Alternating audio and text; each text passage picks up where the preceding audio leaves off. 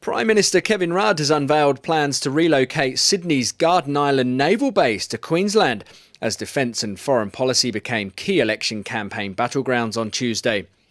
Mr Rudd said moving the well-established base, which is Australia's main eastern seaboard naval port, to Brisbane would make long-term strategic and economic sense. The vast majority of our operations for our naval assets and our military assets lie to our northeast, to our north and to our northwest into the Indian Ocean. And that's why, in the pattern of Australian defence planning, going back for the last 20 to 30 years, we've seen step by step, brick by brick, the movement of our defence assets, our defence infrastructure north. A re-elected Labor government would appoint a top-level defence committee to discuss the move by around 2030, with Mr Rudd saying the move would also free up space for Sydney's growing cruise ship industry. He confirmed the plan during a speech to Sydney's Lowy Institute, where he also sought to promote Australia's growing role in world affairs and hinted at a possible close involvement with a solution to Syria's unfolding humanitarian crisis. History will judge all of us poorly if we simply try and wave this one through as if it's just one of those other things that happen.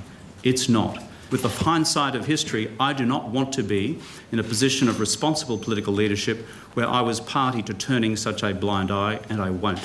Mr Rudd revealed that he spoke to US President Barack Obama about Syria on Tuesday morning, just as the White House warned the Assad-led Syrian regime may face possible reprisals over its alleged chemical weapons attacks.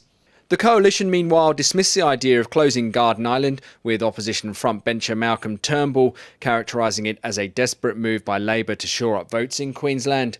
Opposition leader Tony Abbott spent the day in Newcastle and the New South Wales Central Coast as he made a pitch to voters across the region.